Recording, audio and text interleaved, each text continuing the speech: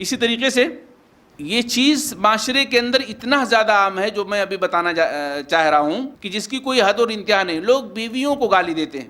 بیویوں کو بھی گالی دینا اسلام میں کیا جائز ہے؟ جائز نہیں ہے، حرام ہے. میاں بیوی کا رشتہ تو اتنا مضبوط ہوتا ہے، پیار و محبت کا اس طرح سے اعتماد کا رشتہ ہوتا ہے کہ جس رشتے کا کوئی اور رشتہ مقابلہ نہیں کر سکتا ہے. ان کی ایک الگ حیثیت ہوتی ہے.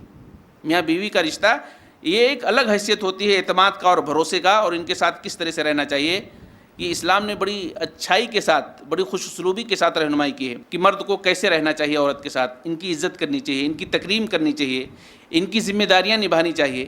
اسی طریقے سے عورتوں کے حوالے سے بھی بتایا گیا کہ عورت اپنے شوہر کی کس طرح سے ان کے حقوق کی نگہداشت کرے، نگرانی کرے، اور کس طرح سے اس کے بچوں کی نگرانی کرے. اسلام میں ایک بہت تفصیلی بات اس حوالے سے کہی گئی ہے. اب اگر کوئی شخص اس مقدس رشتے کو گالیوں کے ذریعے سے پامال کرے تو کتنی عجیب بات ہے، کتنی عیب کی بات ہوگی. کتنے بدقسمت ہیں وہ لوگ جو اس طرح سے اس رشتے کو گالیوں کے ذریعے سے دھندلا کر دیتے ہیں، گالیوں کے ذریعے سے خراب کر دیتے ہیں. اللہ کے نبی صلی اللہ علیہ وسلم فرماتے ہیں حقوق کے حوالے سے، بیوی کے مقام و مرتبے کے حوالے سے کہ ان تطعمها اذا طعمت، جب آپ کھانا کھائیں نا تو بیوی کو بھی کھلائیں. جب آپ کھائیں، جو کچھ بھی کھائیں بیوی کو بھی کھلائیں. وتکسوها اذا اکتسیت، اور جب آپ کپڑا پہنیں تو بیوی کو بھی کپڑے پہنائیں. ایک روایت کے اندر آیا ہے کہ او اکتسبت، جب آپ کما کر لائیں تو بیوی کے لیے کچھ آپ کپڑے لے کر کے آئیں یا پھر کھانے کی چیز لے کر کے آئے.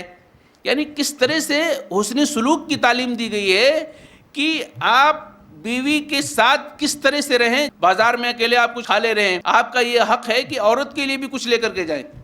اگر آپ کو اللہ نے بہت کچھ دے دیا کسی روز پیسے یا اس طریقے سے، تو آپ اس میں عورت کا بھی حق ادا کیجئے. اسلام یہ کہتا ہے آپ چھپا کے مت رکھیے یا کہیں مت سینڈ کیجئے، بلکہ عورت کا بھی خیال کیجئے. اور اسلام یہ کہتا ہے کہ ولا تضرب الوجہ، ان کو مارو مت، چہرے پر مت مارو.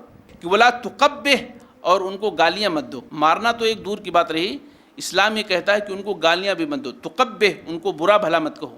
تو عورتوں کو گالی بھی دینا جائز نہیں اسلام کے اندر. دیکھیں شروع سے دیکھیں کس طرح سے رہنمائی کر رہا ہے کہ جب تم کھاؤ تو ان کو بھی کھلاؤ، جب تم پہنو تو ان کو بھی پہناؤ، جب تم کماؤ تو کما کر لا کر ان کے لیے بھی کچھ انتظام کرو، اور ان کے چہرے پر مت مارو کبھی. ولا تقبح، اور ان کو برا بھلا بھی مت کہو. یہاں تو آج مسلمان معاشرے کے اندر یہ چیز اتنی عام ہو چکی ہے کہ ان کی ہر بات گالی سے شروع ہوتی ہے. بعض معاشرے کے اندر ایسے بہت سارے مسلمان آپ کو ملیں گے جو بیوی کو ایک غلام سمجھتے ہیں، ایک نوکرانی اور خادمہ سمجھتے ہیں. عزت دینے کی بات اگر کہی جائے تو بھڑک اٹھتے ہیں کہ عزت کیسے دیں، یہ تو عورت ہے. معاذ اللہ، اسلام کبھی نہیں سکھاتا یہ. اسلام نے ان کا تو حق اتنا بلند کیا ہے کہ اگر اسلام کا مطالعہ کریں تو بعض دفعہ ایسا لگتا ہے کہ عورتوں کا حق مردوں سے بھی بڑا ہے. عورتوں کا حق مردوں سے بھی بڑا ہے. آپ کے سامنے وہ حدیث میرے خیال سے ہوگی کہ اللہ کے رسول صلی اللہ علیہ وسلم فرماتے ہیں اگر کسی نے 2 بچیوں کی تربیت کی اور ان کی پرورش کر دی صحیح طریقے سے، اور اس طریقے سے ان کا اچھی جگہ پر نکاح کر دیا، تو جہنم سے آڑ بن جائیں گی. آپ کے لیے جہنم سے آڑ بن جائیں گی، جنت میں جانے کا ذریعہ بن جائیں گی. آپ کو میرے خیال سے حدیث میں کہیں بھی نہیں ملے گا کہ اللہ نے لڑکوں کے بارے میں بھی اس طرح کی بات کہی ہو. لڑکیوں کے حوالے سے یہ بات اللہ کے نبی نے کہی ہے، لیکن لڑکوں کے بارے میں کہیں بھی نہیں کہی. اس کا مطلب کیا ہوا اس حدیث کا؟